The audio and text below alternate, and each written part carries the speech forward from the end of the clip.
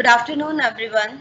I'm Dr. Nilakshi Jain, Associate Professor, Information Technology Department, Shah and Anchor Kachi Engineering College welcomes you all. In the ceremony of the refreshing program on developing secure IoT application funded by AICT IAST, organized by Information Technology Department, SACEC. It's a great pleasure for me to introduce our esteemed speaker for today's session, Dr. Joan Gomes. We are really very honored that she has joined us today. She is the head of Department of Information Technology in SFIT, Mumbai. She has done PhD in Electronics and Communication from SNDT University, and she has published many papers, and she has total 30 plus years experience. Thank you so much, ma'am, for joining us today.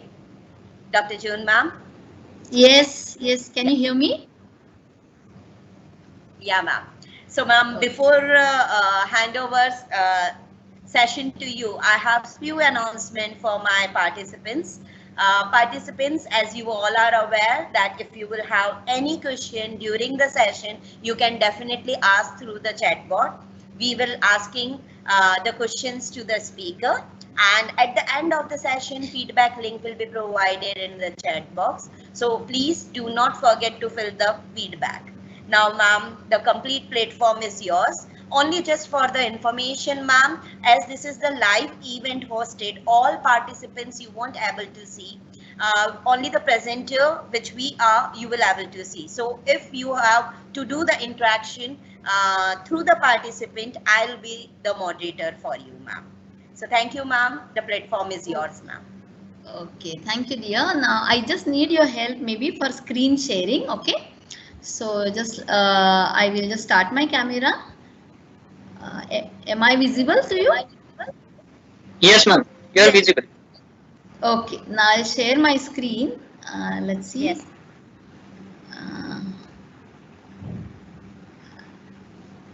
Is my desktop visible? Yes, desktop is visible, ma'am. Okay, fine. That's great. I'll just start my PPT. Okay, fine. Yes, you can start slides also, ma'am. Okay, so I can start my slideshow. Fine. So I'll begin now, right? Yes, ma'am. Thank you all. Yeah. Yes. So good afternoon, all participants, dear teachers, and welcome to this session on circuit simulators in IoT. So this is being last session. I hope you are not tired. Okay, so we'll see some interesting things. Anyway, I think before this you had one lecture on IoT, introduction to IoT probably. And since the course is on IoT, probably in every session, probably few slides will be there on the information about IoT. Okay, so same thing with me. Before I go for any circuit simulation, I will be just demonstrating you 1 2 circuits in different simulators. Before I go for that, I would like to talk about some background about IoT, so that you know we form some background for what we are talking about in the session. Right? So let's begin. Okay. Yeah. Ma'am. Yeah. Yes. Yeah. Yes, ma'am. Full screen. That's it. Yeah, ma'am. Like this only I'll go? No, ma'am. On the PPT mode, full screen. Yes. Fine. Yeah. Slideshow. Okay. Thank it's you, okay. ma'am. Thank you. Okay. Fine. So this first slide is always, you know, what is IoT, and whenever anybody is talking about IoT, each one will have some variation in the definition, some variation in the all protocols whatever are taught to you or told to you, you know. So the first time this Internet of Things first time was introduced by Kevin Ashton in 1999.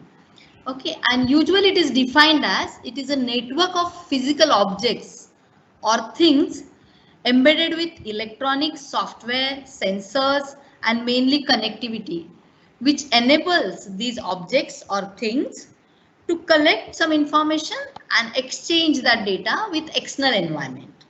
Okay, so it's a very broad definition and covers almost everything.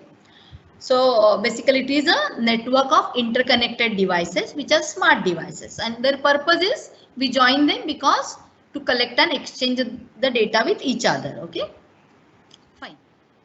So let's see, I have one lamp with me, okay, in my house, and I want to make it as a thing in IoT, or want to make it as a smart device, a connected smart device. So now lamp by itself is not smart, okay? So I cannot call it as a smart thing as soon as I buy it from the market. So I have to make it smart. So in the few next slide, we'll see how to make, what do we mean by a smart device or a smart thing in IoT. Right now just consider this is a smart device, and obviously it has some sensors and it is connected to something. Okay, now suppose I want to switch off and on this light or a lamp by physically, then there is no smartness, right? I want something to happen at my comfort. Maybe I want to control it remotely. So consider this network that I have mobile with me, and I'm switching on and off this particular device through my mobile. Now there is a connectivity of this device to mobile. How this thing can be connected to my mobile? That is through various technologies, communication technologies. So there could be RFID, there could be NFC technology, there could be Wi-Fi, Bluetooth and Zigbee. Because this particular network between only these two devices, mobile and the lamp, is called as a local network. Okay, or it's called as a M2M communication, machine to machine communication, or device to device communication. Okay, and there is nowhere network in the picture. I mean, internet in the picture. It's not a global network. Okay, whereas when we say internet of things means usually we consider there has to be an internet as the word exists in the definition itself, right? So let's go ahead now. We decided to control this lamp locally by using my mobile, and there could be a wireless connection between these two. Now what if some remote user wants to control my device? Then in that case my device has to be is to be recognized over the network, over the internet. It means its connectivity is not limited to a local network. It should be available to whole world, right?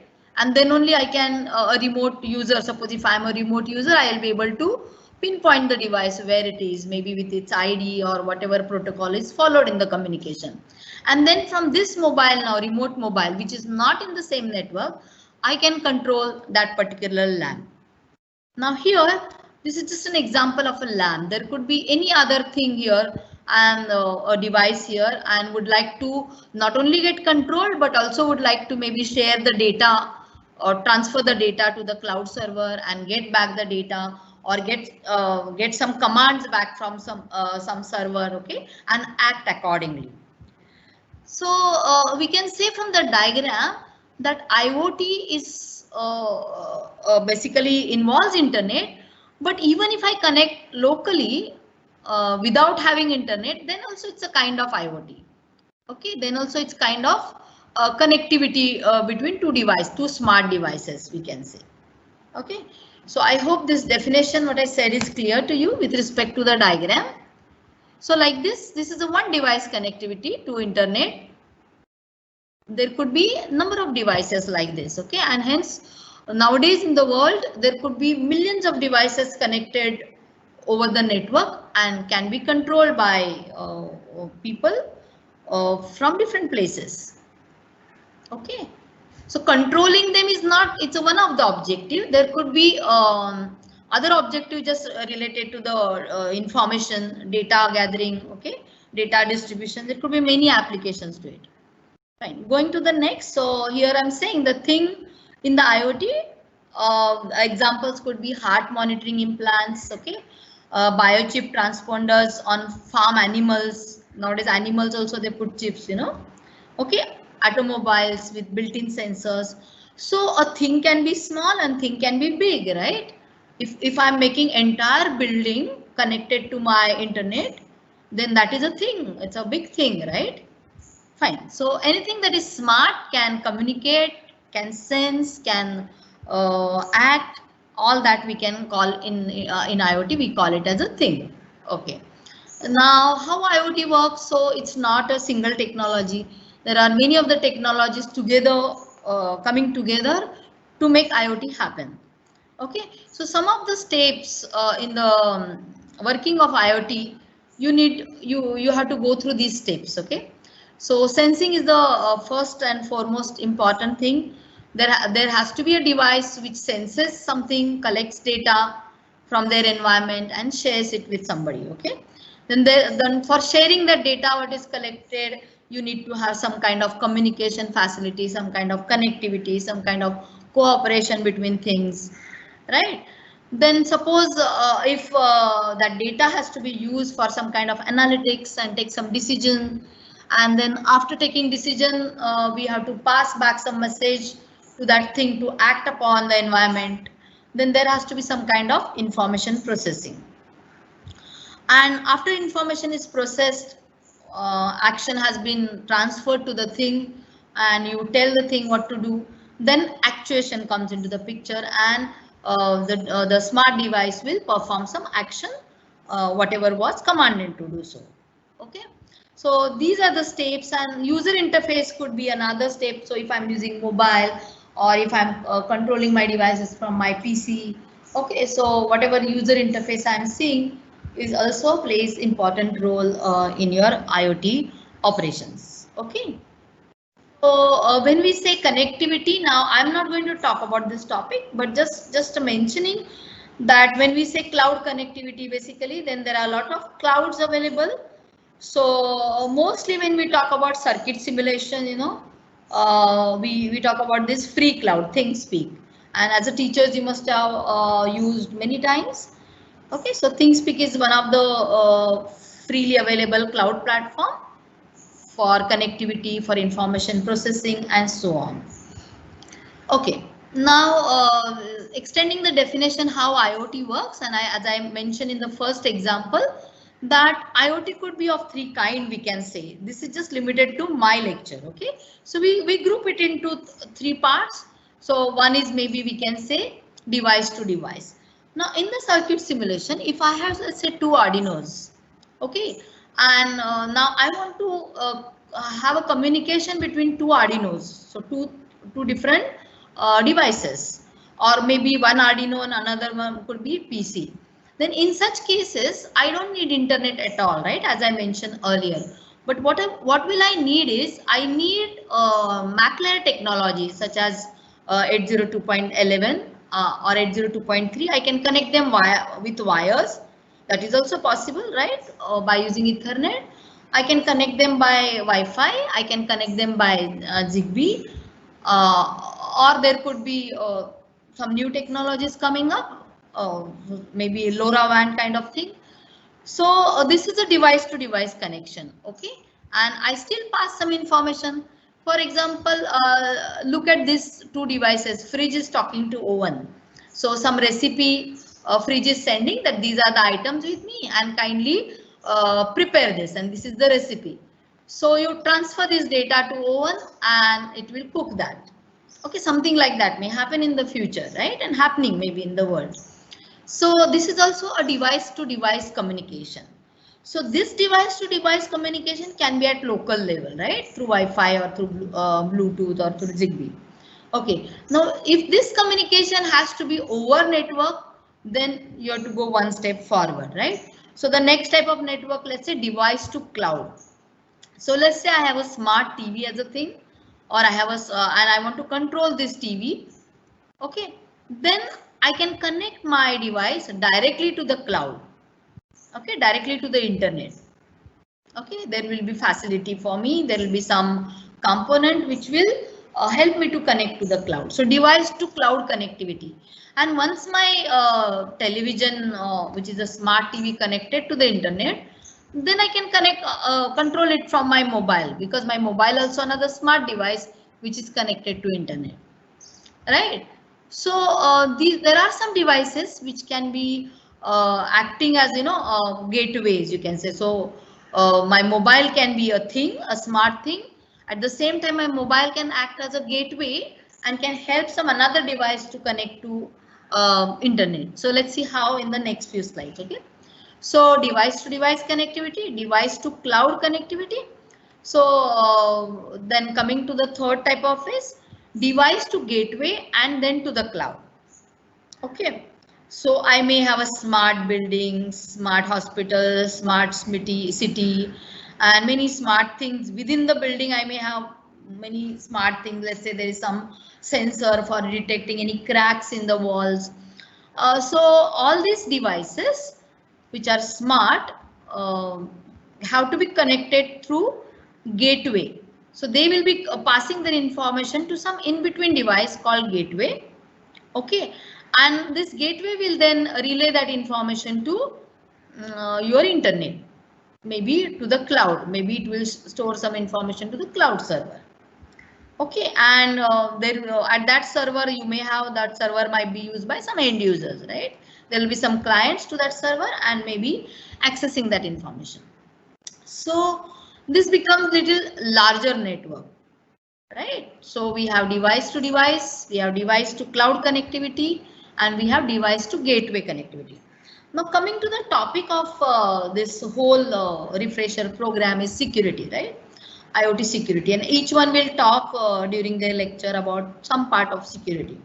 Okay, my topic is not on security. I thought I'll just talk about physical layer security.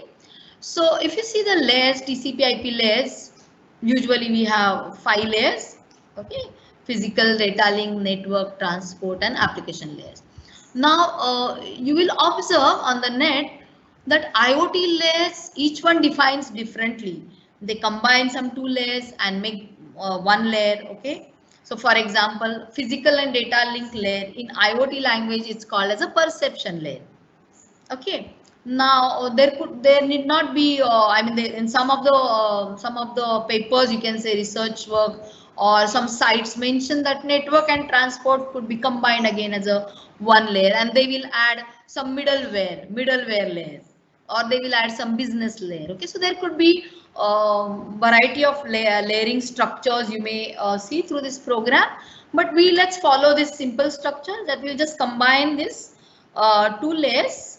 Okay, perception layer, and this circuit simulation we are going to work in this particular layer, right, which is our physical layer, where all components lie, where all sensors are there, right? So let's take the next diagram. Let's set the perception layer. What all things there? So you have sensors, actuator, your smart things, right? Some pictures I have shown here: smart home, smart watch, okay, smart bulb, you know, smart healthcare, smart transports, okay, smart parking maybe. So these all things, whatever we are making things, and their connected sensors and actuators, they lie in this particular layer. Okay, and let's say I have some temperature sensor connected to one of the thing, let's say let's say in my home, and I have another device called as a sprinkler, maybe in the garden around my home. Okay, so now what I want to do is measure the temperature, and based on that put this sprinkler on or off. Okay, something like that we want to do. So you know, as I discussed previously, I need not go to the cloud all the way or to internet all the way. Okay, if I need this control locally, then I should only go for local controls and around the perception layer up to the data link layer. So all these technologies, Wi-Fi, Zigbee, Bluetooth, they all work at data link layer basically.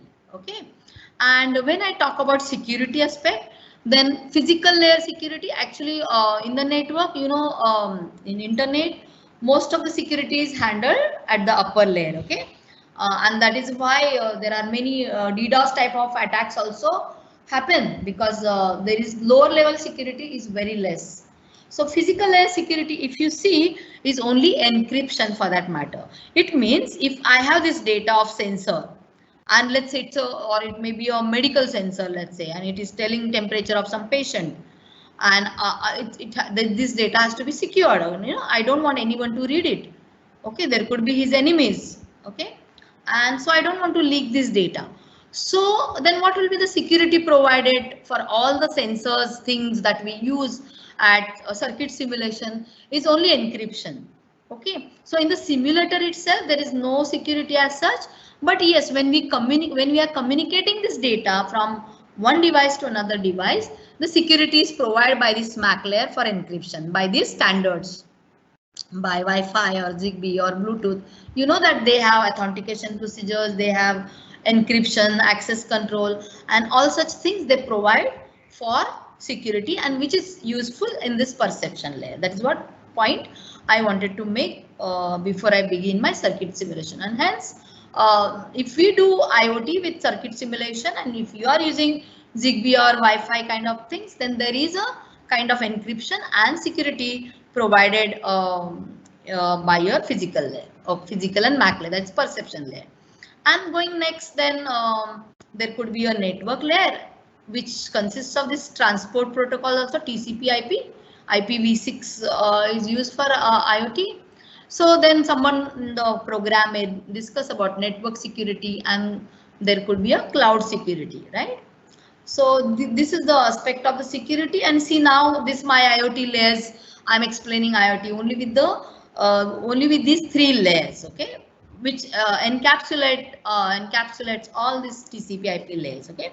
So now, as I said, if my temperature sensing has to control my sprinkler, then I can either go for locally, or what I can do further, I can send this temperature data to cloud through gateway. It means my thing has to connect to my gateway, and let's say I have some temperature sensor connected to, let's say, Arduino, and once it is sensed, I can use my computer as a gateway, right?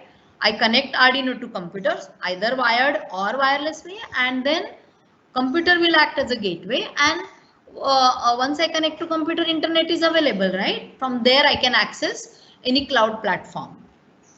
So there could be many devices, not only, you don't have to have special gateways like you have D-Link gateways, you know, access points and all that. In IoT, a mobile device also can act as a gateway, your computer can act as a gateway, okay, as long as you are connected to the internet and have access to some cloud computing platform like ThingSpeak, okay.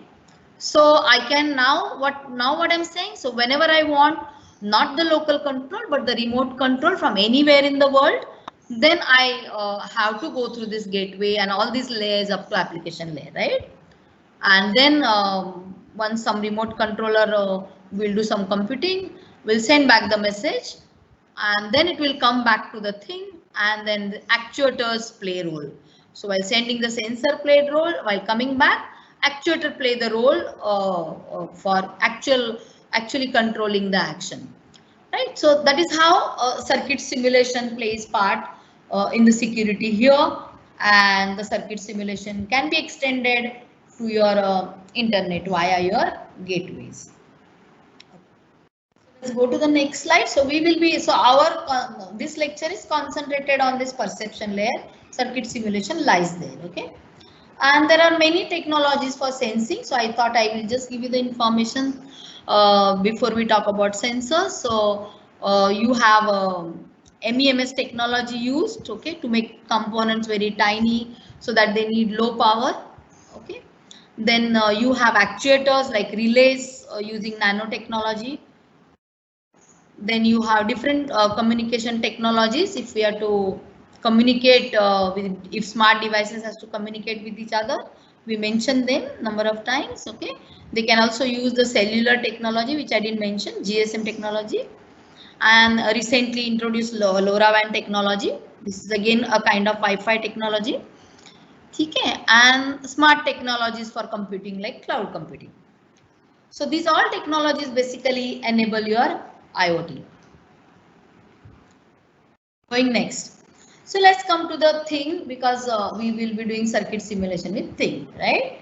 So a thing refers to a wide variety of small devices, as we say, embedded with electronic software, sensors, and network connectivity. So now smart object, basically when we say that thing is a smart, so what all it should be able to do smartly. So it should be able to identify itself, okay. It should be able to communicate, it should be able to interact, okay. It should have some ID of its own, some human and machine readable name. It should have computing capability, not necessary like cloud computing type of capability, but in a small way it should be able to compute something. And it may possess some means to sense, as we mentioned, sensors, and it should also have some means to trigger some action, okay, to sense and act. Sense, act, identify, communicate, interact, compute, okay, and have some identity of its own. So we call such thing as a smart thing in IoT. Okay, so see this by just mobile, I can find out what is there inside this device maybe. Okay, I have, let's say, watch, and in this watch there could be so many sensors and actuators, very miniature way, as I mentioned in the previous slide, that MEMS technology is used. MEMS nanotechnology has made it possible to make a small watch which can you know, have your footstep tracking kind of thing. So it will sense something, right, and it will compute your number of steps in a small way. Computing is done, right? It can communicate, interact with various applications. So this is the best example, you know, of IoT thing, a smart watch. Fine. Going next now. So this is a category of health wearable devices. Some more examples. So this is a Pebble smartwatch available. You have a Google glasses, Google smart glasses, right? Some hearing aid and so on. So there are many things which are connected to internet, and hence there was a need. Everyone needed one identity separately, unique identity. Hence it has been now IPv4 has been shifted to your IPv6. Okay, continuing with the things. Now, when we are as a teacher or our students, when we deal with IoT things, we deal with some different things, right? Which I have mentioned here as a hardware platforms. Okay, so let's say I have a fridge at my home and I want to make my fridge smart, right? How will I do it? By itself, fridge is not having any identity, as those rules which we mentioned to become smart, it doesn't have anything of that kind of thing. So probably I need to plant some sensors, right? Maybe one of the simplest sensor is a temperature sensor. I want to see my freezer is working properly or not. So if I have plenty of sensors, who will do the job of collecting the information, reading the information from the sensors, and working on that, you know, calculating something, okay, and thinking about it, what's happening. So for that we need some processor. So to make something smart, we have to have some kind of microcontroller or microprocessor attached to that device.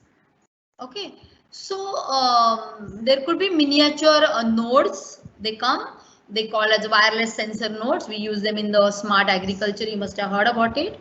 So modes they call them. So those modes are actually things which have everything on board. They use smart microcontroller, then they have all required sensors, whatever required. Let's say you want to measure soil moisture, then that particular sensor in the miniature form will be present on that mode. Then that mode will have computing capability, that mode will have ID, that mode will have something, some technology implemented by which it will communicate. So likewise, there are smaller modes which are used for industrial application. But when we talk in education field, or when we say we want to try out making things and, you know, understanding how IoT works, then we have many hardware platforms and each one of them can act as a thing. Okay, so we have Arduino, different types of, you know, Uno, Nano and Mega. Then we have Raspberry Pi with us. Then we have ESP8266. Okay, Wi-Fi chip with us. Then we'll have some Beagle board, some Edison board, and there are plenty of boards available nowadays in the market. Okay, their cost varies and their functionality varies, and you know, like sometimes we wish that I wish that I could have had many hands so that I can do a lot of work together at a time. Same way, when we purchase these devices, we think of how many hands and legs they got, right? The brain will be only one. but how many port pins they got? Ports, right? Basically, we want to connect many sensors and many output devices. So their hands and legs we are worried about. So each device here, each thing comes with a variety of configurations and depending upon their power of computing and the input output pins available, plus what all things are embedded in the device, whether there is a Wi-Fi embedded, Bluetooth embedded, Zigbee embedded. So depending upon what all things are there to make it smart. Okay, so the more the complexity, the more the cost. Okay, so we have to choose a right device. And as at educational level, we choose mostly this Arduino and Raspberry Pi because they are very cheap. Nano is available less than 200 rupees, right? So we go for typical maybe Arduinos and Raspberry Pis. That's what our students know. And hence the circuit simulation, if I talk about in this lecture, obviously I'll be just using Arduino. Okay. So let's understand this diagram with respect to circuit simulation now. Now, as we said, with respect to those layers, let's say, or the data will go through these 3 steps horizontally. If I say I need to sense the data, gather the data, then process it, and maybe store it somewhere and visualize it. Okay, maybe on the cloud. So first thing is sensors and Arduino, and here is my circuit. Right, and I may have my Arduino with microcontroller, so that's the brain, and Atmega microcontroller is used, and then let's say soil moisture sensor is there, then you may have a temperature sensor, and so these are input devices, whereas there could be one output device, a water pump, some motor will be there. So a relay is acting as a actuator. So the examples of actuators are relays, right? Solenoids. Okay, so some kind of switch also can act as a on-off output switch, right? But mainly relays are called as your actuators. They take action. Relay also actually a kind of switch, which is a control switch, right? So so we have a circuit here. Then what we do now, as we said, we have a sensing, we have actuator, we have a brain, we may have a ID. Now I need means to communicate. Now, if I use Arduino, then Arduino does not have anything on board to communicate with outside world. Okay, so the cheapest thing and the best thing is to communicate ESP8266 chip. Okay, so this chip has it's a Wi-Fi chip, and we have to connect this to Arduino to pin number 1 and 2. Okay, RX and TX. We'll see pin diagram in the next slide. So once I communicate in the serial communication, USART, okay, asynchronous, universal asynchronous communication, synchronous asynchronous communication. So once these 2 devices are connected, now my ESP is a part of my Arduino, right? Part of my circuit. And then now my Arduino is all set to send the data by wirelessly, right? It will send it by Wi-Fi. As 826 is a kind of, it provides Wi-Fi connectivity. Now this data, whom do you want to send? So you may have your PC and or maybe any other device, and if that device doesn't have Wi-Fi connectivity, then I may put another ESP8266 chip there and catch this Wi-Fi signal. So these 2 826 ESP devices will communicate with each other on behalf of their bosses, right? So once this communication takes place between, let's say, Arduino and PC, so now if PC has got inbuilt Wi-Fi connectivity, then I need not use ESP, right? My PC can directly connect to this ESP. Okay, and then my Arduino now can share the data, send it to the PC. Now, as I mentioned, if it's only local control, then only these 2 have to communicate. But if I had to send, if I want to use now my PC as a gateway in this middle layer, so then my PC can help me to upload the data to the cloud. Okay, and can help me to store the data in the cloud. So if this USB wire I have shown for this purpose, that in case I don't have any wireless connectivity, I can directly connect my Arduino through USB port. So here my Arduino along with the sensors is my smart thing, my IoT thing, and my computer is a gateway and will save my information to cloud. Okay. Now, there is also a Raspberry Pi. Now, Arduino does not have inbuilt facility for communication, but Raspberry Pi does, right? It has. It has it nowadays. All the versions of Raspberry Pi have got inbuilt Bluetooth and Wi-Fi connectivity. Raspberry Pi 3, for example. Now, the beauty of Raspberry Pi is I also have a GPIO connector with Raspberry Pi right here, and this GPIO connector is acting like my port of Arduino, and here I can actually connect my sensors and actuators. So the part of the job what Arduino does, my Raspberry Pi does, and plus it is also capable of connecting to internet, right? So that is why Raspberry Pi itself is called as a single board computer. We cannot call Arduino a computer; it's just a microcontroller board. But a Raspberry Pi can be a full-fledged computer if we just attach keyboard and monitor to it, and then it can sense the things, and we can use it to connect to the internet. So here my Arduino, suppose I don't want to connect ESP8266, I have a lot of sensors, then I can connect my Arduino to even Raspberry Pi, right? And use Raspberry Pi as a gateway to send the information to my cloud, to my through internet. Right, so there are a number of ways we can do our circuits and then simulate it. Fine. So this is a basic I told about Wi-Fi, wired connectivity, and I said how PC or your Raspberry Pi can work as a gateway for data transmission. Okay. Now you may also have a mobile with you as a smart device. Now mobile also has its own sensors. It itself is a thing. But as I mentioned earlier, in this scenario, if my Arduino is my circuit, then I can connect to my mobile via my ESP8266. So if instead of using PC, I can use my mobile for data collection. So one of the important app is Blink, right? Our students use it, Blink.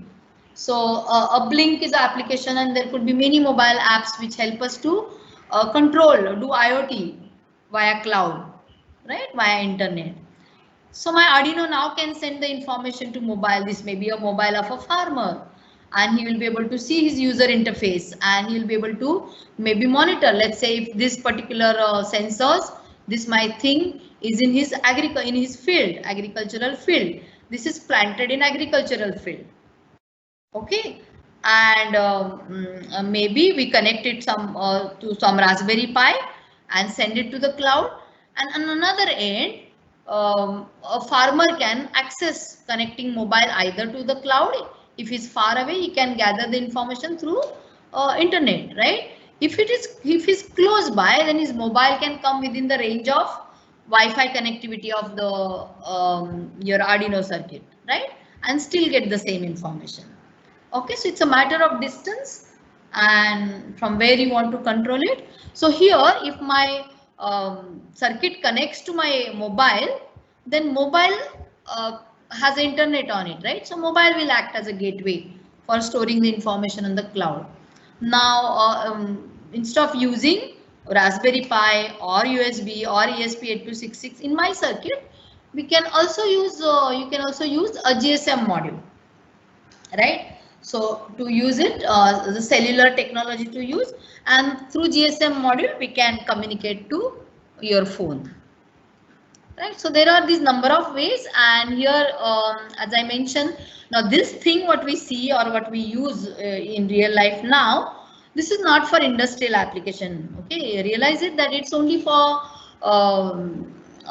maybe local applications, home applications, you can use it. But if you really want industry grade performance, then you go for some modes, right?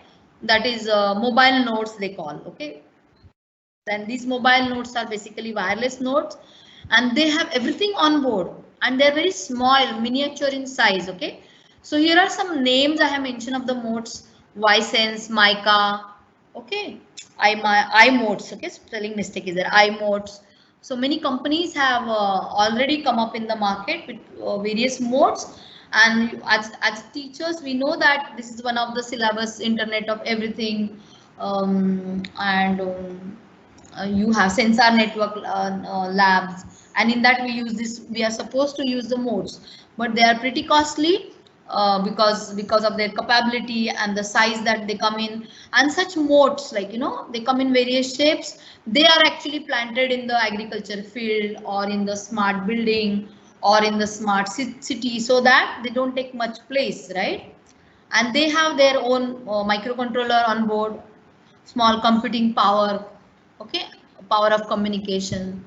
So this is a miniature version, and this what we see using Arduino is little medium sized version, okay. So both can do the same thing. Basically at ground level, what I want this mod to implement, just measure soil temperature and send, I can do it by using Arduino. Fine.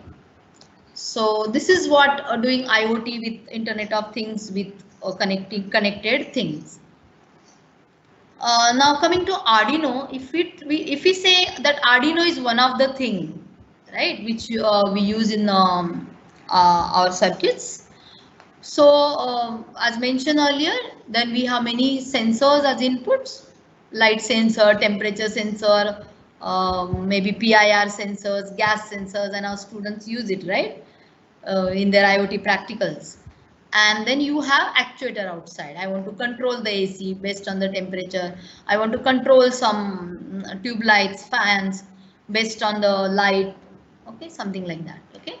And Arduino will have some communication technology, some RF module if it is RFID based, or some Wi-Fi module if it wants to connect to internet via your phone or via your computer or via your LoRaWAN gateway, or it could be anything, okay.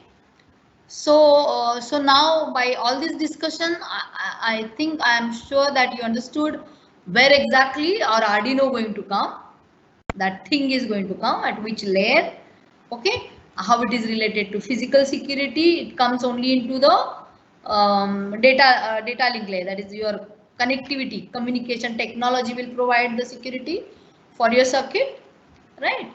And the thing is going to act also and sense also and has some ID, and it's smart enough to calculate something, right? And like such many things, many modes will be there connected to the internet or to the local network. Fine. Now this is the pin diagram of Arduino. So before we go for any circuit simulation, so you are familiar with, so I won't take much time. So here we have some pins, right? Right side it has a digital pins 0 to 13. Many of the pins are multiplexed. For example, just take simple example, pin 01 can be used as a digital pin, but it can be also used in receiver and transmitter mode for serial communication, right? And pin 2, 3, 4 are used for interrupts. Okay, you can have different interrupts, timer interrupt, external interrupt, and so on. Then Arduino Uno specially has 6 analog pins, A0 to A5, right? And you have some power related pins. So I hope that you are familiar. Digital pins, analog pins, power related, serial pins I mentioned about. There could be also I2C communication bus or serial parallel interface bus. So one of the pins, it's mentioned SS. These 4 pins for having SPI mode. Okay, and there are some PWM pins which give you variable width square wave directly by programming Uno. Okay, so some multiplex pins are there. Fine. Now let's begin with some simulators.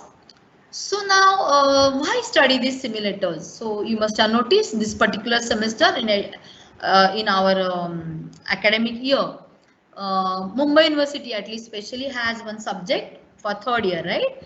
Which is called as a mini projects on IoT. Now, usually students come to the lab, take Arduino board, buy some sensors, decide on topic, give presentation, and do their hardware circuit under guidance of teacher. and they build their project and they are happy to build it, they simulate it, right? I mean, they test it, they test the performance of that and they present it, right? They present paper on it. Now what happened exactly this semester? Now we started with the teaching learning, then there was how to manage now mini projects, right? They made the groups. So what teachers do, most of you must have done that, we took support of online platform, right? So if I have some simulator which will simulate the behavior of Arduino and do all the things that Arduino does in real life, then I don't need a hardboard, right? Hardware with me. At least maybe the final implementation I may require it, but I need not waste time and wait for the hardware. I should be able to simulate many things of my project, my IoT project, that circuit I should be able to make and test it virtually, right?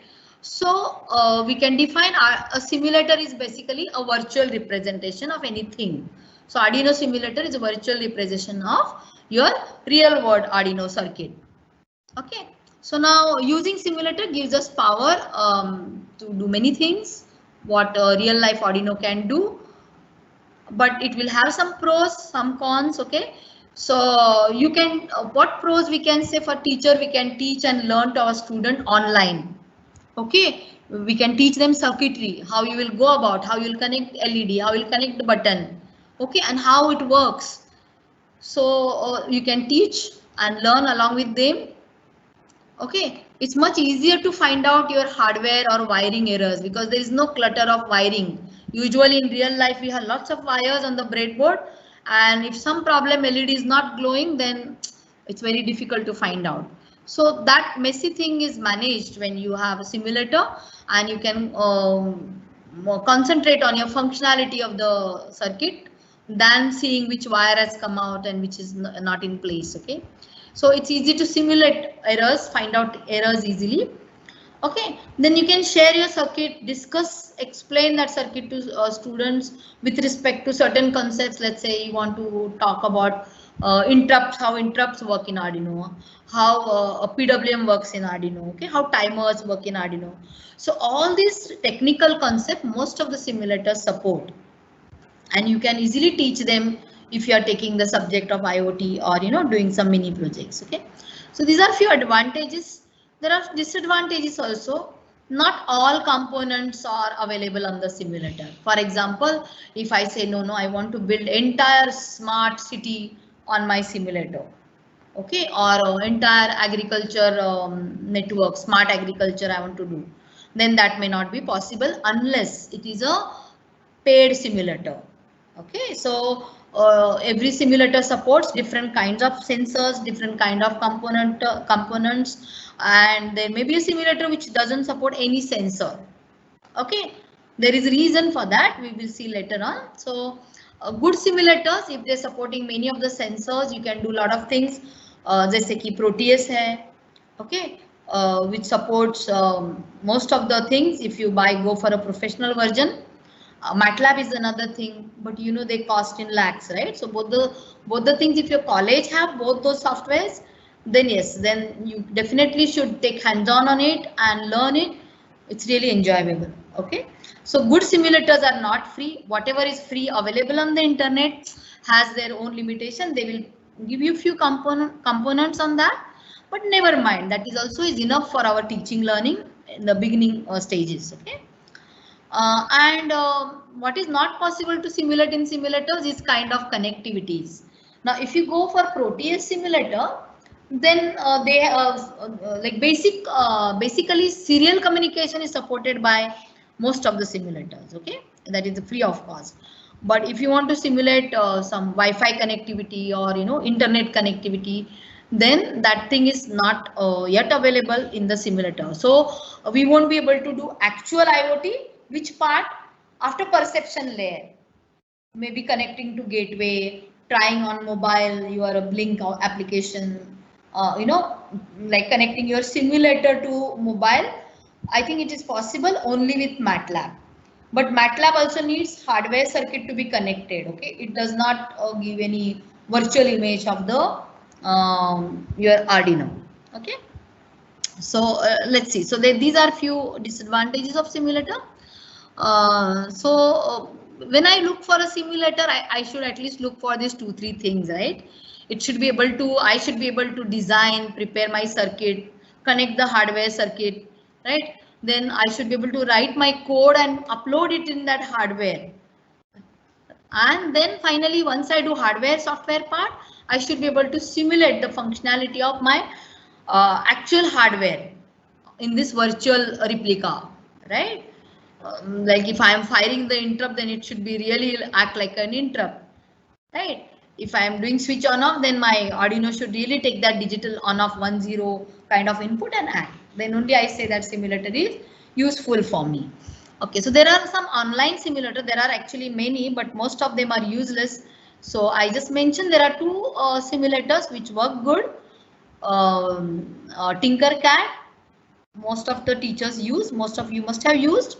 I will still cover it 1-2 applications, so in case somebody doesn't know it. And circuit.io also is similar to Tinkercad. So these both platforms are online and they continuously need internet for their connectivity, for their working. Okay, but there are some offline simulators. Okay, and most of them you have to pay at least some $10 or $25, you know. So this Simduino, Arduino Sim, Emulaire. Then there is one Bitronix, very good simulator is there that costs some around $15. Okay. Then Proteus is cost in lakhs, but if college has purchased, then it's a very good software. Okay. And then I'm going to introduce you one software which is totally free, but it doesn't have its versions. I mean, it's developed by somebody in CAPE, but there are no newer versions. So new things are not added to it. But I found it very useful for teaching my students. So I will be going to concentrate on Simulide, and I will the Simul IDE, and will show you some circuits in that. Okay. So coming to this Tinkercad, you can go to this tinkercad.com. So what you have to do is go to that site, and first you have to create your login. Once you create your login, then you get your first dashboard, what they call it as a dashboard, which looks like this. Only thing is there won't be any circuits there that time, first time when you are there. Okay, and initially when you open it, by default select this first option, 3D designs. So you have to shift to something called as a second option, circuits, and in that you have to click on create new circuit. Okay, and it will take you to actual workspace where you will design your circuit. Okay, and there will be kind of component panel. We'll see that. Okay, I'll give you one example of Tinkercad. Okay, now suppose I go to Tinkercad, right? Then it opens workspace like this and gives me some components on the sideways. I will have some code option. I can write my code and then I can start simulating, right? And check whether my circuit is okay or no. Okay. So before going for that, I would like to tell you one thing. Now, suppose you are using number of simulators, and when you go to simulator, will you sit writing the program there? So the easiest way is, the most easy way is always have your Arduino IDE. You know that whenever we have to work on the hardware platform of Arduino, we need to connect it to your computer, right? To USB, and we should have this Arduino IDE with us, some 1.8 version, right? And then I will open this IDE, open a new program, and I usually get empty processes, setup and loop process, and I write my program inside it, right? And then why I must use this IDE always, I must first write my program here, then I must compile it through this sketch. Okay, so I will show you the demo of that. Compile it, and then if any compilation errors are there, I can solve it here itself. Once it is compiled successfully, then I can copy this program and take to my Tinkercad. Got it? I either take it to Tinkercad or take it to my Proteus or take it to that Simul IDE, which I'm going to show you. Okay, or take it to the circuit.io. So always have centralized folder for your programs. Write programs there and compile it for Arduino, for specific Arduino Uno, let's say, and then take that program to the simulator. So you just design hardware there, then transfer the code, then you save a lot of time and you won't probably get the errors since it is compiled here. Okay, so that was one of the suggestions. So first use Arduino IDE, use program, compile there, and then transfer it to your whichever simulator you are going to use. Okay, the next simulator, as I said, it's very costly. I have one version, but it is not proper version. It's a demo kind of version. It goes off in between number of times, but still I can manage to show you one or two applications. So like kind of things, you also have some components in Proteus library. You put them on the board, your workplace. You also have some sensors. For example, it has some PIR sensor here. Okay, and you connect it and then you simulate the circuit, right? Then I spoke about Bitronix simulator. I have not used it, but they say it is good. Okay, and it has all serial communication, and you can see the timers inside memory, RAM memory, ROM memory, the written program, hex code, assembly, disassembly, and all kind of thing you can do with this, but it comes with the cost. Okay, and then this is a Simul IDE, which I said I got somewhere and I used it this semester. So I will show you this particular simulator, and in this how to make circuits by using components given on the left hand side panel, and how to transfer code and how you will simulate in this particular IDE. Okay, so let's come to now our some hands-on program. So let's say this code, I'll just minimize this. And as you know that whenever I develop some software, the first program that I see is Hello World, right? Similarly, when I develop some hardware circuit, the first program I see is blinking of LED, right? So let's say we want to build a circuit. This is a circuit in itself, right?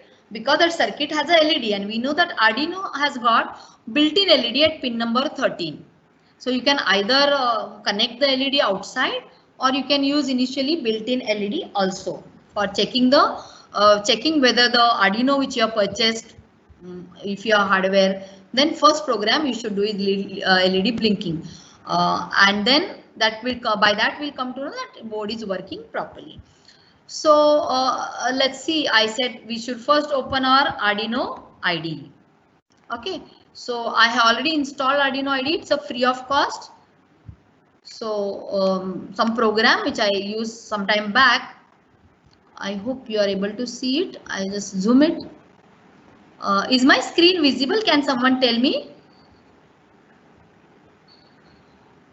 No, yes, ma'am, it's visible. Yes, right? Okay, I'll just see if I can increase the font a little bit. I'll just make it 18 probably. Okay. So we are saying some variable we are declaring, integer variable. LED pin 13, right? So my LED pin is the name of my pin now. Pin 13 is named with LED pin variable, right?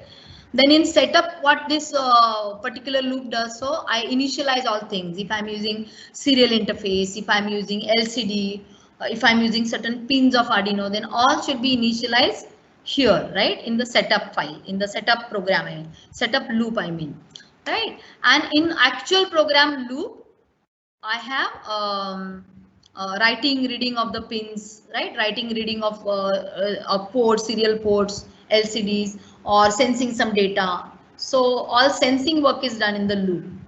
So this loop will always, it's like a while loop, okay? It's always working. So as I said, before I use this program of LED blinking, in my simulator, I must see that this program is compiling properly and it will run properly. So in IDE, I had to go to tools, and in the tools I have already selected Arduino Uno, but then you can also select Nano or Mega, okay? Or if you want to do ESP8266, I forgot to mention you that ESP8266 is a Wi-Fi chip, but it itself can act as a thing because it has its own processor. It has got one analog pin. It has got some digital pins. So in place of Arduino, if I just have one analog sensor, then I can prefer using ESP8266 alone, which will act itself as a thing. Okay. So through the same Arduino IDE, I can program various devices. So ESP8266 also can be programmed through same ID. Okay, so I have already chosen this, and if you connect hardware, then I choose the port. So currently I don't want hardware since I'm going for the simulator. Once you do that, then you go to the sketch and you verify, compile whether your code is proper or no, and it will show here done compiling. See in this portion here done compiling. Okay, and if any error there, it will show here. So once I do this compiling, there is one file generated, hex file. Okay, do you know where it is stored? Okay, teachers, do you know where it is stored? So that hex file is very important if you are dealing with Proteus. So I will refer to that hex file little later on, but see it is stored here. If I compile, then I have to go to see my user profile folder. So my username is Dell here. So inside my user folder, there is an app data local folder, and inside local folder, there is one folder called temporary folder. So if you see, there will be somewhere here my device is compiled. Okay, what is the time now? 16:37. Okay, so see here 16:36, let's say. Okay, so if I open this file, let's see where it is. There are many folders actually I already have. So one of the folder is created recently and I had to find it out. Okay, I need to find out which is that folder. I'll just show you some sample folder here. Just a minute, give me a minute. Yes, this is the folder created at 16:36. Okay, so if you see here, probably you may not be able to see, but there is a file called blink_led .ino, right? .hex. So this hex file can run on many simulators. So this was just indication. I wanted to tell you that if I compile it in my Arduino IDE, it is stored in a local temporary folder. Okay, and I can just take this file, copy it, and wherever I want to use it, I can use it. Okay, so we'll use it later on in one Proteus example. Fine. So now I said about that we created one LED program, and in PPT I said now the first circuit we are going to check is blinking of the LED with internal LED. Okay, and this is my program. So the same program I copied and put it on the slideshow. Okay, now how do I simulate the program? So let's go to the Tinkercad first. So I need internet for the Tinkercad, and I have already logged in, right? So when I have already logged in, as I said, it will be first focused on 3D design. This is my user ID which they have created for me. Okay, so initially it will be focused on 3D designs, but I have to go to circuits, and I created number of circuits. So you have to say create new circuit. Okay, so create new circuit, it will open for you a new workspace. Okay, so it might work little slow. Okay, so this workplace it has provided, then you can give your name here. Okay, so let's say demo 1. Okay, or circuit 1. Let's say my circuit 1. Give name here. Once I give the name, now this is my workspace. A grid is very fine, you cannot see it. So I need to put a breadboard on this, right? So there are components on the side. There are many components, you can just say all. Okay. So I'll look for the breadboard, whether there is a breadboard. If you can't find a breadboard, then you can also put it in the search. Okay. So I clicked on the basic component because the list was too long. Now click on this breadboard and take it in the middle, okay, or somewhere on the workspace. Okay, and actually I don't need for this practical breadboard, but I just showed you how to do it. So then I take the Arduino, right? So I can connect Arduino to these pins. I can just connect to breadboard, or I can keep it outside separately also, right? Something like this. So this shows the power, this USB connectivity whenever you are simulating USB, okay? And breadboard rules, you know, this vertical pins, these are shorted. Here also these are shorted, but this and this is not shorted. then this entire line is shorted. You can see this green color line is shown. That shows the what all things are shorted. Okay, so whether I connect a component here or here. So two components connected, one at this place and one at this place is shorted by default, right? So that is how breadboard works. Similar two lines are available. Now by default this breadboard comes with the power supply. You can see this plus line and minus line. Okay, so ground, positive line, then ground, positive line. You can connect either this side or this side. I think there is a difference. One is 5 volt, one is 3.3 volt. Okay, so we need to check that. Fine. So now we don't need breadboard actually. We only need this Arduino.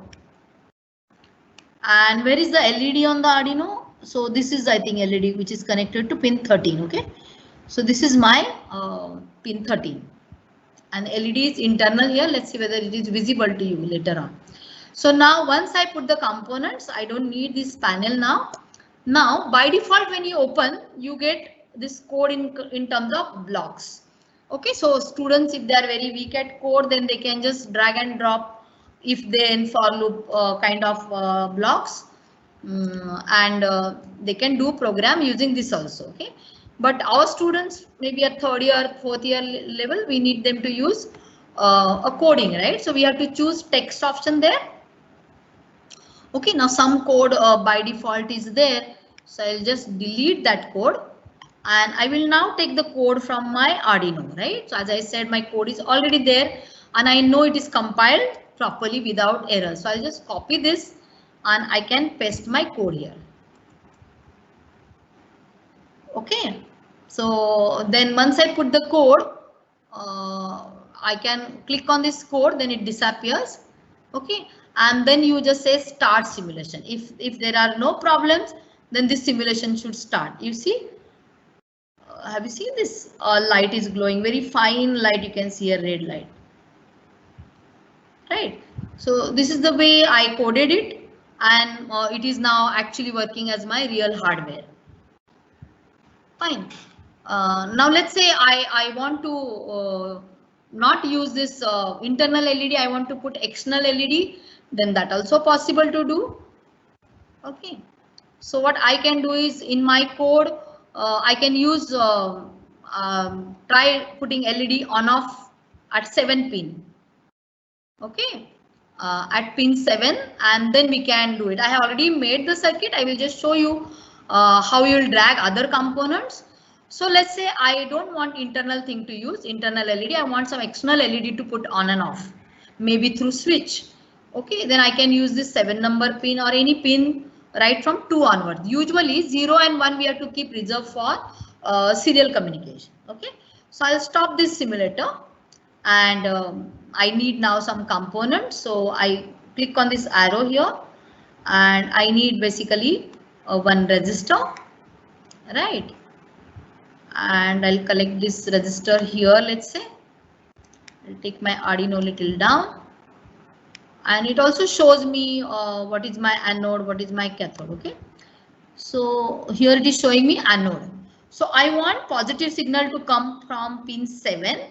Okay, now when I do the connect, the moment I click on that pin, the wire becomes available for me. Okay, and I need to shape the wire for a better circuit. I mean, for better look. Okay, instead of dragging it anyhow. And I know that my 1 point of resistor is in this, so if I drag my wire and connect it here, then this whole thing is connected, right? This green line, see? Okay, then I can use escape to escape the wire mode, and this is already connected. They both are in this shorted line, so resistor another end is connected to my LED. Fine, and now I need ground. Right, so this ground, I need to, just a minute, I can do undo also, Control Z. I need to connect one wire from here to anywhere in the ground. Fine. Now I need to power my Arduino. You can give power also to Arduino from here. So if it is 5 volt, so let's take, I can see students usually will drag like this. They don't have patience, right? So nothing wrong, okay, nothing wrong. as long as they don't mess up with the wiring. Like, circuit should be readable. That's the only purpose, right, of being neat. So let's say it's a ground. So I take a ground terminal and go here, go little more forward and connect to my ground. Right. So now I want to change my LED from pin number 13 to pin number 7, and it is through resistor. Oh, it didn't get connected. Okay, say escape to, if wire not connected, then it will disappear. So you need to click on it properly. Just a minute. Okay, now it got connected. Yeah, fine. And this resistor, if I click on it, 1 minute, it should be clickable. Yes, it is showing me the value is 1 kilo ohm. Now we know that LED, if it has to be driven from Arduino, the output will be at the most 3.3 volt, and 3.3 volt LED will need 20 milliampere. So 1K resistor will be too big resistor, right? So we will say make it 100 ohm, let's say. Oh, I use O instead of 0. Okay. So make the resistor value 100 ohm. Click anywhere in the workspace, that alert box goes. Okay, that component box goes away. So now my circuit is ready in the Tinkercad. Now what I need to change is in my code. So now if it is a minor change, I can just change here itself. Okay, because I have used for the pin some name. So if you see here, I'll go back to the Arduino because it's not visible here. If you see here, the advantage of defining my pin in the beginning, I can just say here pin 7. Okay, and rest all places, like in the setup, I have made this pin as an output pin, the pin mode as a output mode. Right. Here I don't have to mention again pin 13 or again digital write, make the pin high or low is done by digital write command. So digital write, I'm not using the pin number, I'm using the name of the pin. So naming pin becomes useful. So now if I want to change the pin number, I just need to change at one line. So I just make it here 1, that's 7, and I save it and I compile it. Okay, so there is nothing big change in this. So I can do as well in my Tinkercad circuit also, right? So if someone changes here itself and makes it 7, there's no harm, right? I can just do a change there in the circuit, and then I have to see whether it is working or not. So if it is not working, then there is something problem. I am not connected properly. Okay, so let's analyze. Okay, so pin 7 is there. I save the code with what? LED pin 7. Okay, write it high, write it low. There is some option. Give me 1 minute. Okay.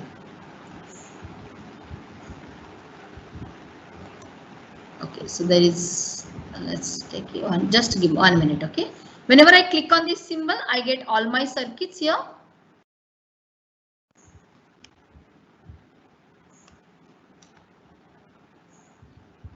Okay, so let's tinker this same circuit.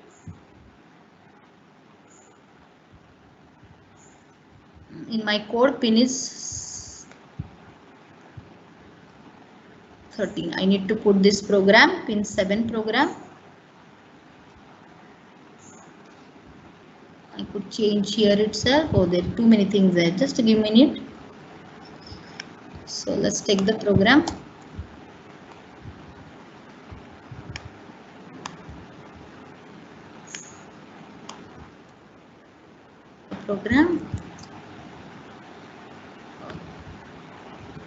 And let's see.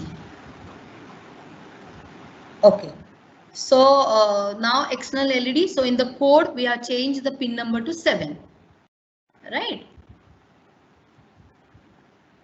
So only 4 connections are there actually. One is ground connection. Only thing is you have to connect it properly to the breadboard. That connection to should take place. Okay. Then there should be a 5-volt supply, positive pin. Okay, and here anode is connected to pin number 7, and a resistor through cathode is connected for current limiting to ground. So that is how we did the Tinkercad circuit. Now instead of wasting time in doing the circuit, since how much time we have now? Okay, it's almost time up. I'll just quickly go through some circuits which I have designed. So what all you can do with Tinkercad? So I thought I will just keep some circuits ready. So you have to go in this corner. Once you click, you get all your circuits. So let's say I want, let's take this motor circuit, okay? DC motor control.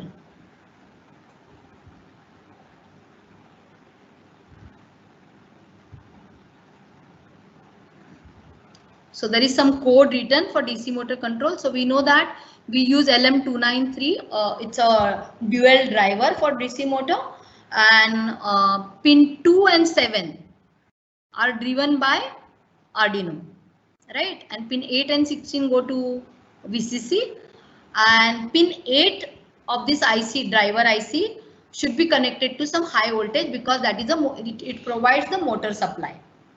Okay. So it is responsible for providing rotating this motor. So we have used external battery and connected to pin 8 and ground, right? And the code is already written there. We are just making certain inputs, giving inputs. Start motor करने के लिए we are giving 2 inputs, and pin 3 and 6 are output pins. So when we say, I don't know whether this program is visible to you. I'll again take it to, I will have in Arduino, I'll open it there so that I can explain it to you. Just a minute. Yes, DC motor program, okay. So if you see here, I'm using 3 pins. Out of that, 2 are input pins. So IN 1 and IN 2, that is pin 2 and 7. And if both the pins are low, then what should happen? My motor should go off. Okay. And if one of the pin is high, so if one pin is high, if input 1 is high and input 2 is low, motor will work in one direction. Okay. If I make other high and the previous low, it will work in reverse direction. Okay. So here I have only put one combination, input 1 high and input 2 low. So motor should work only in one direction, and pin number 1 of the driver IC controls the speed of the motor. Even that I have not used. Okay, so the code is very simple. You will get it on the net also. So just put the code, connect the motor. Now motor is connected, as I said, pin 3. Motor has got 2 inputs. Pin 3 and 6 is joined to motor. Okay, so the circuit also is available on the net. The only idea we are learning here, that how will you simulate the circuit. Now if you see here, the motor has started running. Can I zoom it? Yes. Just a minute.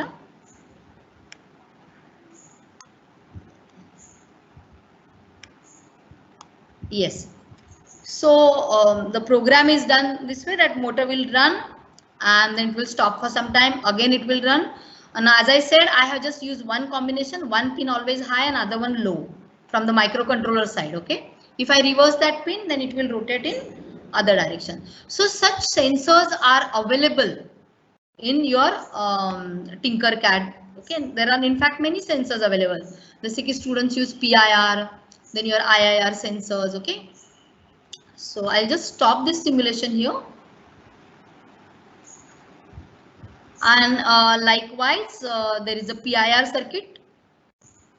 Now, why I'm showing you PIR circuit is basically because like certain sensors are controllable in the simulator also. So let's go quickly through that. Then I will come to my Simul ID. I may take 15-20 minutes more. Is that okay if I take 15 minutes more? Yeah, ma'am. Okay, fine. Okay, fine. So quickly we go to this Tinkercad PIR sensor. It's again very simple circuit. Okay, so my PIR sensor is now gives input to Arduino. So this is not output pin, right? It's a sensor. So it's one of the sensor which will sense if anybody there in front of detect any presence of any human there or anything there around. So usually this pin is high, and if it senses something, it goes low. So this pin we are connecting to pin 2, right? And if any moment is detected, we will put this LED on. So LED is connected to basically inbuilt LED 13. Okay, connected through resistor, and another end goes to ground. That's all. Okay, so very simple circuit. The program also is very simple. Just sense take, read the pin, and it's a digital pin. Just read it in. Okay, and check whether the signal is high or low. This pin is digital, so it will take only two values, high or low. So let's not go into the code. It's very few lines code, right? When I simulate this now, if you see, I can just click on this center, okay, and I'll just make it little smaller. Okay, I can click on this and see. If I simulate, can you see there is a movement, right? I'm making it move. So moment has made my LED on. If I stop the moment, LED will go off. See, it's gone off, right? So such things can be simulated. So similar way, ultrasonic sensor for distance measurement can be simulated in ThinkSpeed. Okay. So I hope I gave some idea about Tinkercad, how to start, how different panels are used. Okay, how to give name for your program. So with this, we will stop this simulator, and I'll come to another offline. Now this particular simulator is good. It's good for students, but it continuously need internet, and which is very scarce nowadays for students. Listening to so many lectures online, they hardly have any internet pack left with them, right? So that is the biggest disadvantage of your online simulator. Now let's come to some offline simulator, right? So I said it is Simul IDE. So it looks like this. Okay. So quickly I'll introduce in 5 minutes. So there is a left hand side panel. Now this is developed by some enthusiastic person. It's a free of cost. I found it on the net, and the name of it is Simul IDE. I'm using. There are hardly 1 or 2 versions, and thereafter they stopped this software. 0.3, 12, 0.18, some version is there. Okay. So in this, actually we can do many circuits, and all the circuits that I have shown on the PowerPoint, all I have done and simulated in this particular. Just go through these circuits. Now what is possible with this Simul IDE? So this particular circuit, blinking, okay, trying button means putting some switch, or putting push button also is there. Okay, so using switch to control LED, then serial monitor. Then you can connect your potentiometer to analog terminal.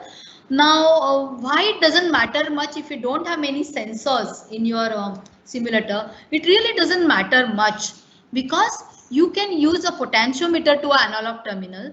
If it is my temperature sensor, then what it will give me is a corresponding voltage, right? It will have a mapping of temperature to voltage, some millivolts. And as the temperature varies, your voltage will vary, right? So the same effect I can create for many sensors just by connecting potentiometer.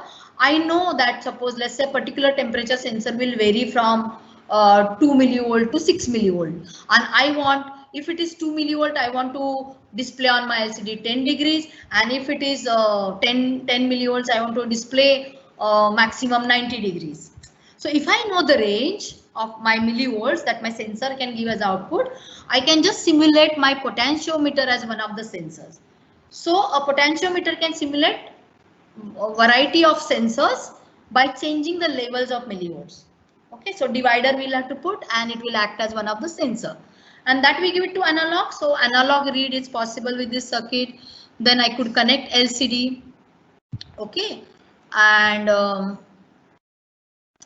then 7-segment display is there. I have a relay. I can use BJT transistor, put relay on off, right? And through this relay connection, so I can put further some lamp here. Okay, and switch on and off some LED I can put here. I have put already LED here after relay, okay, in the relay connection. So that was actuator thing. I can try my PWM, I can try stepper motor, DC motor, I can try my keypad. So I can try, there is one inbuilt ultrasonic sensor is there. I can try that. So this is the only sensor as it is having. It doesn't have PIR sensor or temperature sensor. But as I said, we can always simulate it using some ideas like using potentiometer. Okay, so once if I'm able to do these many circuits, then I can really use such simulators for teaching my students online, right? I don't need them to have some kind of circuit. Okay, so coming back to simulator, I will just show you one circuit and then we can stop. So I have already opened it here. Now if you see the categories, I have some kind of voltmeter which I can connect in parallel. I have some ammeter, so I can just right click, drag component and remove component. Okay, that's what I can do. Then I have some power sources. I have some fixed volt sources. I can mention here 5 volt or something. Okay, remove, or I can use a variable source, clock source, waveform generator, current source, and a ground terminal which we always need, right? I'll just zoom it little. Okay. Then coming to next category, we have switches, push button switch, on off switch, or relay. Relay is there. Relay also is a kind of switch. Keypad switches. Okay, there will be a keypad, as I said, can be used. Okay, then next passive components. Switches के बाद we have potentiometer, resistor, capacitor, inductor. We have active devices, diode. Okay, BJTs, MOSFETs, multiplexers, regulators. Then we have output devices such as LEDs. Though these components are not very effective, I mean their look is not as professional as your Proteus can give, okay, or as Tinkercad can give. So there is a 7-segment display as I showed the experiment, right? I'll just zoom it a little bit. Yeah. So it's like this, and I can just right click and remove the component, right? And then there comes important microcontrollers. You can simulate entire PIC range here. See, 12F, 16F PIC microcontrollers, as you have them for your microcontroller microprocessor syllabus. Then you have AVR range here, AVR1, AVR also some Atmega AVRs are there. And you have Arduino Uno, Nano, and Mega also. Okay. So there is also Leonardo. Okay. And then you have something logic gates and some very important ICs are available. Okay. So here are some ICs, some keys, and a lot of things. You can check them, and some tests, rectangle, some other packages are available. It's okay. So that was the introduction. Now if you see here, if I click on this, I open a new circuit. So I have already clicked and this is a new circuit. If I want to open an existing circuit, then I have to click on this. It will open me a dialog box and I can choose from which folder I want. Okay. Then I can save the circuit and I can save as the circuit. Okay. So save circuit as, and if already saved, then save. So only 4 buttons: new, open, save, and save as. Once my circuit is done, I have to do power on like this. Click on this, power will be on. Okay, and then it is ready to simulate. Now coming on the right hand side, I have a place to write a code. So I can just say a new circuit. Okay, and write my code here itself. But as I suggested, always write the code in your Arduino IDE and copy paste from there. But in this particular simulator, even if you copy, it has its own compiler. Okay, so you have to set path for the compiler first time when you use. You can see here the name of the file, new file, right? I have not named it. While saving, when here it is new, open new file. Then next is open existing file. Again save and save as. So first time I'm saving, I have to use save as, right? So if I right click on this particular name, and there is something called as a set compiler path. So I won't disturb this now. I already set compiler path. So I have to set the path as the Arduino IDE which I am using, right? This particular IDE. So in this IDE, which is the path, where is my C drive, where I have installed my Arduino, that path I have to give here because all tool chain is present there. Okay. So copy the program, then this button is for compilation, compile it, and then you upload it, upload to the circuit which you are done, and then play it, simulate it. Okay, that is the overall sequence. So just take simple Uno, I drag it here, and the first program I take it from here since it is open and we are short of time. So we'll just take this LED. So I will have to change this back to pin 13 because I have not connected external LED. So I will save the circuit and I check it that it is compiling properly. Yes, done compiling. So I copy this program. Okay.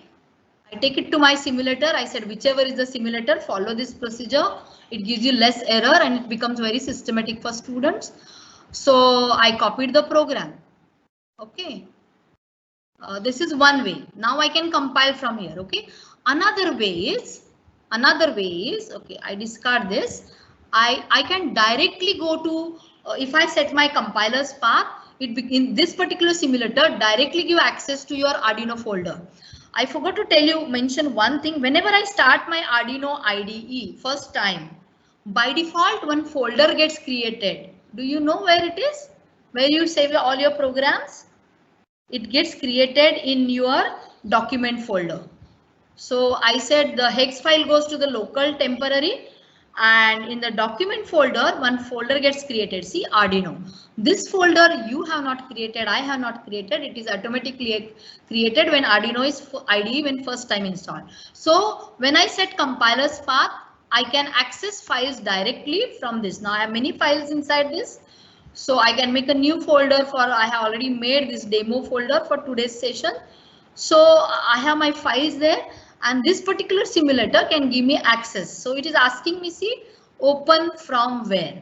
So I can say open from my doc. It's already in that folder. So I go this Arduino folder, and inside the demo folder, my first program, Blink LED. Okay, so it takes Inno program as an input program.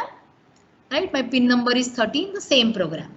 Now I have to click on compile. Though their compilation was done, that was for different purpose. This simulator needs to compile.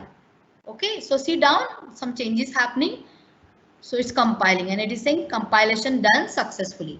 This compilation does not happen if your compiler path is set wrong in the beginning. Okay, you need to set proper compilation path.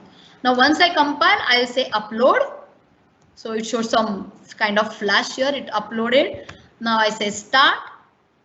Okay, after uploading it shows here also start. Okay, so it's showing debugger started. Now in this debugging there is a start button. See, you can see here the LED. Okay, so LED has started. Now what I will do is I will stop this program and I will just change the delay. It's very slow. It's a 2000. Okay, so I'll make it 1000. Okay, and I save it. Okay, so I made a delay 1000. Now if I do changes, I again need to compile it, right? And once it becomes successful, I upload it, right? And I simulate it. So my debug starts and I start playing it. Now see, it will become a little faster. It's 1 second delay. Before it was 2 second delay, right? So I can now connect my LED. I can drag it from here and connect your this resistor, and similar way Tinkercad it will work. So I have some circuits already built.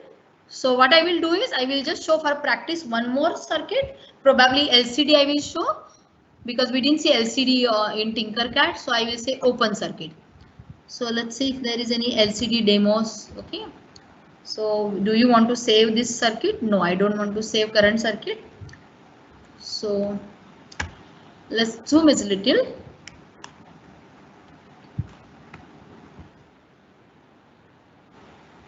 Okay, so I have used some circuit. Now I won't go into details of circuit. You know, this is only four inputs are used, 4 data bits use karke you are putting your LCD on. Okay, now my program is different, so I will close this program and I will open LCD program from my, see, it took me to my Arduino demo folder, right? So I have my centralized, what to say, centralized programs. So I need not make for every simulator different program. So in this LCD program, if you see, the first pin 8 is connected to register select. Just I'll confirm before running it. Yes, pin 8 is connected to my register select, and pin 9 is connected to enable pin. Read write pin I have to ground, and remaining 4 data bit pins I have to ground. Okay. So let's compile this program. And I have mentioned something, write to LCD, some hello. Let's see what it writes. Okay, so compilation is successful. Okay, then, oh sorry, press compiler again. Just a minute, just 2 more minutes. Success. Okay, then upload.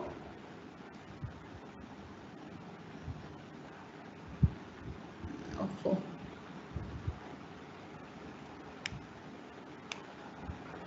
okay, and start. So it's mentioning hello, good morning. I should have written good evening. Okay, and it is very simple to use, you know, and this is free of cost. You don't need internet for this.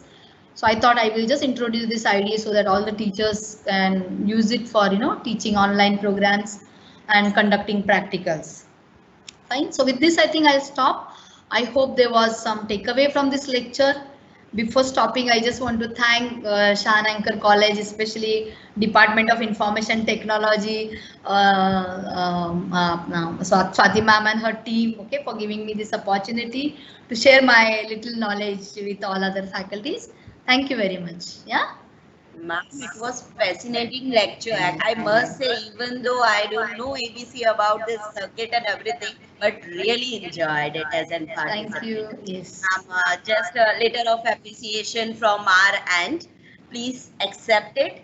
And thank you so much, ma'am, for joining this and giving us such a wonderful session. Okay. Are there any questions? Yeah, that's only. So, ma'am, one question participant has asked that is there any tool or mobile application that takes data from sensor? Is there any application for mobile to use for collect data? That takes data from sensor. Data for? From sensor. Exactly. So as I said, Blink is one of the application which commonly used by student projects, right? It's very easy to use, and whatever we did now, simulation, same kind of things are there on the Blink application. You can try using it.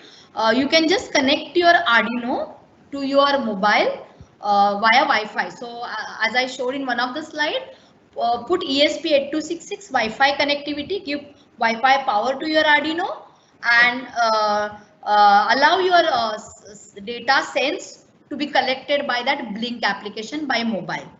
Okay, so Blink is a cloud-based app which is used for Arduino-based circuitry. Okay. Okay, ma'am. Yes. Ma'am, we have one more question. Name of the simulators where we can make changes in the protocol as research point of view. I don't think so. I think that facility will be available only with MATLAB. Okay, so MATLAB also nowadays acts as a Simulink is there, right? Simulation is there. So that is why MATLAB is called as a research software, right? So in the MATLAB nowadays there is IoT. There are different embedded platforms, and you can really design your protocols there and connect your hardware directly to the MATLAB interface online by using internet, you know. And if your college has it, yes, there you can definitely do, but not with this ordinary simulators. Okay. Yeah. One question is there, but I think you have already given the answer that what is the best free Arduino simulator? Yes. Like it was covered in your side. I told, like, you know, many of them don't know it, you know.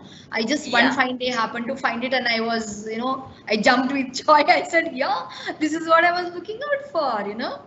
And since then I'm just sharing it with many people, you know. And so there is no further version of it, and there are no chances of, you know, putting some new components, but it's just a great tool for my teaching learning, because you know, our students are going to change, right? And We grow older, but students always at that 18 years old, right? So that stuff is always going to be workable on my students. That much we can make sure. Yeah.